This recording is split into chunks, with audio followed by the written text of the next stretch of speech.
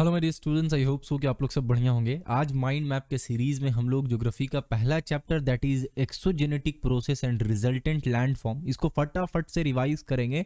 हालांकि ये चैप्टर काफ़ी लेंदी है, बट यहाँ पे हम लोग सिर्फ वो टॉपिक्स को देखेंगे जो जो के इस चैप्टर में इंक्लूडेड है और हमें पढ़ना है, ताकि पूरे के पूरे चैप्टर का निचोड़ क्या है, यानी कि पूरे चैप्टर में कौन कौन सा टॉपिक है, उस टॉपिक के अंदर क्या क्या चीज़ है, वो सारा हम लोगों को यहाँ पे पता चल जाए। ओके, स्टार्ट करते हैं। सबसे पहला चीज क्या है भैया, तो एक्सोजेनेटिक प्रोसेस इस चैप्टर का नाम है, और उस प्रोसेस के कारण क्या क्या लैंडफॉर्म्स क्रिएट हो रहा है वो हम लोग यहाँ पे पढ़ेंगे। ओके, अब क्योंकि वो एक्सोजेनेटिक प्रोसेस है तो उसमें क्या क्या चीज हो रहा होगा, वो प्रोसेस कैसे हो रहा होगा, उसको थोड़ा सा हम लोग समझते हैं। ठीक है, तो एक्सोजेनेटिक प्रोसेस एक्चुअल में हो रहा होगा ग्रेडेशन के हेल्प से। अब यहाँ पे क्वेश्चन आ सकता है कि भैया ग्रेडेशन है क्या, तो ग्रेडेशन का मतलब ये हुआ कि ये एक ऐसा प्रोसेस है जिसके थ्रू होगा ये कि सरफेस को ना प्लेन करने का कोशिश किया जाएगा। ठीक है, ये ऐसा प्रोसेस है जिसके थ्रू जितना भी अनइवननेस है अर्थ सरफेस पे उसको रिमूव करने का कोशिश किया जाएगा।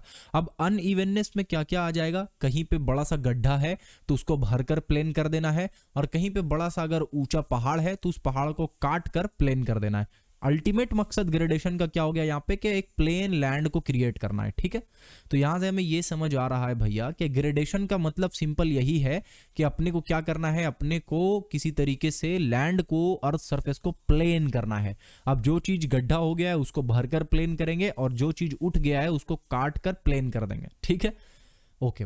ग्रेडेशन के अंदर दो अलग अलग प्रोसेस होगा, एक डिग्रेडेशन होगा, दूसरा आग्रेडेशन होगा। सिंपल ये समझिए, डिग्रेडेशन का मतलब ये हो गया कि जो आपका हाई लैंड है यानी कि प्लेन लैंड के जो ऊंचाई में है उसको काटने का मतलब प्रोसेस है क्या, डिग्रेडेशन। और आग्रेडेशन सिंपली ये समझिए कि जो लोअर लैंड है यानी कि प्लेन ऐसा है लेकिन कुछ लोअर लैंड है उसको भरने के प्रोसेस को, यानी कि वो लोअर लैंड को भरकर उसको फिल कर देना है, और फिल कर कर क्या करना, उसको प्लेन बनाना है, उस प्रोसेस को आग्रेडेशन कह रहे हैं। तो डिग्रेडेशन का मतलब क्या हो रहा है कि जो ऊंचा एरिया है, अनइवननेस में दोनों आ रहा है, ऊंचा एरिया भी और गड्ढा वाला एरिया भी, तो जो ऊंचा वाला एरिया है उसको कट कर करके क्या करना है, प्लेन कर देना है, वो हो गया डिग्रेडेशन। और आग्रेडेशन में क्या करेंगे कि जो गड्ढा है जो एरिया उसको भर भर के प्लेन बना देंगे। तो अल्टीमेट मकसद ग्रेडेशन का क्या है कि पूरा इवन कर देना सरफेस को। अब इवन करने के लिए दो प्रोसेस आ गया, डिग्रेडेशन आग्रेडेशन। डिग्रेडेशन जो है वो उसके अंदर तीन प्रोसेस है, वेदरिंग, इरोजन और मास वास्टिंग। ठीक है, जिसमें आपको इरोजन को थोड़ा डिटेल में पढ़ना होगा, और ये इरोजन किस तरीके से होगा, ये जो आपका ये लैंड है, लैंड के ऊपर जो अनइवन सरफेस आ गया है ऊंचा सा, ये ऊंचा सरफेस कैसे कट होगा, ये तीन प्रोसेस है इसका। क्या क्या, या तो रिवर के थ्रू हो सकता है, या तो ग्लेशियर के थ्रू हो सकता है, या तो विंड के थ्रू हो सकता है। ठीक है, तो इसीलिए इरोजन बाय रिवर, इसके अंदर बहुत सारा प्रोसेस आएगा जो कि आपको पढ़ना रहेगा। कोरोसन है, कोरेशन है, हाइड्रोलिक एक्शन है, एब्रेशन है, ये सारा प्रोसेस आपको इरोजन बाय रिवर के अंदर पढ़ना है। इसी तरीके से इरोजन बाय ग्लेशियर है, इसके अंदर भी आपको और भी टॉपिक्स है जिसको कवर करना है, लेकिन यहाँ पे मोटा मोटी तरीके से ये समझिए कि इरोजन जो होगा वो मोस्टली ये तीन चीज मिलकर करेगा, रिवर, ग्लेशियर और विंड। ठीक है, ओके। इसके बाद आग्रेडेशन, यानी कि हम लोगों को क्या करना है भैया, लैंड जो गड्ढा हो गया उसको भरना है, यानी कि कहीं ना कहीं उसके अंदर कुछ ना कुछ सामान को भरना है, यानी डिपॉजिट करना, कुछ ना कुछ सामान उसके अंदर जमा करना है। वो सामान कौन जमा करेगा, किसके हेल्प से होगा, तो रिवर जमा करेगा, यानी कि डिपोजिशन बाय रिवर, और डिपोजिशन बाय ग्लेशियर, और डिपोजिशन बाय विंड। प्रोसेस इस तरीके से चलेगा कि रिवर जो है वो क्या करेगा, इस वाले सरफेस को कट डाउन करके वहां से मटेरियल अपने साथ कैरी करेगा और इस गड्ढे में लाकर डाल देगा। सिंपल ये प्रोसेस आप समझिए।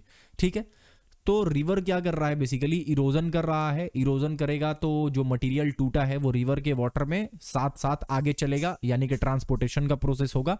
आफ्टर दैट वो चीज क्या हो जाएगा, एक गड्ढे में जाकर डिपोजिट हो जाएगा। ठीक है, और फिर वो गड्ढा जो है वो भर गया, तो यहाँ पे डिपोजिशन भी हो गया। ये पूरा का पूरा प्रोसेस है आपका एक्सोजेनेटिक प्रोसेस। ठीक है, अब ये जो एक्सोजेनेटिक प्रोसेस आपने यहाँ पे देखा है, इसके कारण ये जो लैंड कट रहा है, फिर कहीं कहीं पे क्या हो रहा है, जो लैंड कट कर जो मटेरियल आया था वो जाकर कहीं पे जमा हो रहा है दूसरे जगह पे। तो वो जमा होने के कारण और कटने के कारण बहुत सारा लैंडफॉर्म्स, नया नया लैंडफॉर्म्स बन रहा होगा। ठीक है, अब वो लैंडफॉर्म जो है वो रिवर के कारण जो हो रहा है वो रिवर के थ्रू बन रहा है, ग्लेशियर के कारण भी बहुत प्रोसेस चल रहा है तो ग्लेशियर के कारण भी बन रहा होगा, विंड के कारण भी बहुत सारा लैंडफॉर्म बन रहा होगा। तो वो सारे लैंडफॉर्म्स को आपको पढ़ना पड़ेगा, उसके साथ आपको उसका डायग्राम भी पढ़ना पड़ेगा, क्योंकि 5 मार्क्स का क्वेश्चन इसके ऊपर आपसे पूछा जाएगा। ठीक है, बाई रिवर यानी रिवर के थ्रू जो लैंडफॉर्म्स बन रहा है वो क्या क्या है, वी शेप्ड वैली है, इंटरलॉकिंग इस पर, इन सब के ऊपर आपको डिटेल में पढ़ना है। ओके, जॉर्ज है, कैनियन है, रैपिड है, वाटरफॉल है, पिंट पॉट होल है, अलुवियल फैन है, मिंडेर है, ऑक्सबो लेक है, फ्लड प्लेन है, नेचुरल लेवीज है, एस्चुअरी और डेल्टा। ये सारा कुछ रिवर के कारण हो रहा है, यानी रिवर के इरोजन और डिपोजिशन, ये दोनों प्रोसेस के कारण ये सारा का सारा लैंडफॉर्म जो है वो बन रहा है। कुछ लैंडफॉर्म जो है वो इरोजन के कारण बन रहा है, कुछ लैंडफॉर्म जो है वो डिपोजिशन के कारण बन रहा है। जैसे कि वी शेप्ड वैली, ये इरोजन के कारण बन रहा है, इंटरलॉकिंग स्पर ये इरोजन के कारण मोस्टली बन रहा है। लेकिन वहीं पे अगर हम लोग डेल्टा देखें, नेचुरल लीवीज देखें, तो ये सारा डिपोजिशन के कारण बन रहा है, ठीक है ना। इसी तरीके से ग्लेशियर के कारण भी बहुत सारा लैंडफॉर्म्स बन रहा होगा, जैसे कि कोरी है, एरिट है, पिरामिडल पिक है, ट्रंकेटेड स्पर है, और यू शेप्ड वैली है, हैंगिंग वैली है, रोचेस माउंटेन, क्रैग्स, टेल, मोरेन्स, ये सारा कुछ क्या है, ग्लेशियर के थ्रू बन रहा होगा, या तो इरोजन के कारण या तो डिपोजिशन के कारण बन रहा होगा, ठीक है, बढ़िया। विंड के कारण भी बहुत सारा लैंडफॉर्म्स बन रहा होगा। क्या क्या है, डिफ्लेशन हॉलोज है, गौर है, ज्यूजेन है, यारडांग है, इंसलबर्ग, सैंड ड्यून्स, लुएस, ये सारा विंड के कारण बन रहा है। अब अगेन मैं बता रहा हूं कि इन जितना भी लैंडफॉर्म मैं बता रहा हूं, इन सबको आपको डिटेल में पढ़ना होगा विथ डायग्राम, और डायग्राम भी प्रैक्टिस करना होगा आपको, ठीक है ना, ये बात ध्यान रखें। ग्लेशियो फ्लूवियल लैंडफॉर्म, यानी वो लैंडफॉर्म जो कि ग्लेशियर और रनिंग वाटर दोनों के कॉम्बिनेशन से बन रहा हो, उसको क्या कहेंगे, वो मतलब कौन कौन सा लैंडफॉर्म है। तो ये 5 लैंडफॉर्म्स है, outwash plain, drumlin, esker, kames, kettles. ये वो लैंडफॉर्म्स है जो कि आपका उस वक्त बन रहा होगा जब ग्लेशियर जो है वो क्या हो रहा होगा, एकदम नीचे आ गया होगा, जिसके कारण ग्लेशियर जो है वो पिघल रहा होगा और वो क्या हो रहा है, वाटर में कन्वर्ट हो रहा होगा। उस वक्त ये सारा लैंडफॉर्म्स बनेगा, आउटवॉश प्लेन, ड्रमलिन, एस्कर्स वगैरह, ओके। वहीं पे विंड और रनिंग वाटर के कारण, यानी हवा और बहता हुआ जो पानी है, वाटर है, उसके कारण जो लैंडफॉर्म्स बन रहा होगा, उसमें है आपका वादीज, प्लायाज, बजाडा, पेडिमेंट, ये वो सारा लैंडफॉर्म्स है, ओके। कुछ एक्स्ट्रा टॉपिक्स जो कि आपको पढ़ना है, जिसके ऊपर क्वेश्चन आता है, उसमें से पहला टॉपिक है effect of global warming on delta region, यानी कि ये जो ग्लोबल वार्मिंग हो रहा है, इसके कारण डेल्टा रीजन में क्या इफेक्ट पड़ रहा है, स्पेशली सुंदरबन के बारे में आपको पढ़ना रहेगा यहाँ पे। उसके साथ साथ आपको expansion of desert and measures to control it, ये भी पढ़ना है, यानी कि किस तरीके से डेजर्ट एक्सपैंड कर रहा है, क्या कारण है, और वो क्या क्या मेजर्स है, क्या क्या चीज है जिसको हम लोग अपनाएं, जिसके कारण जो है वो ये डेजर्ट जो एक्सपैंड कर रहा है वो रुके, ठीक है ना, बढ़िया। तो ये वो सारा टॉपिक्स था जो कि आपको इस चैप्टर में पढ़ना है। चैप्टर लेंदी है, आपको पढ़ने में टाइम भी लग सकता है, ओके। बाय द वे, अगर आपने पहले बिल्कुल भी नहीं पढ़ा है इस चैप्टर को, तो इसके ऊपर ऑलरेडी कोर्स जो है वो ऐप में अवेलेबल है, आप जाएं, जाकर आप कंप्लीट इस चैप्टर को नहीं बल्कि पूरा का पूरा ज्योग्राफी को आप 10 दिनों के अंदर अच्छे से कंप्लीट कर लें, ओके।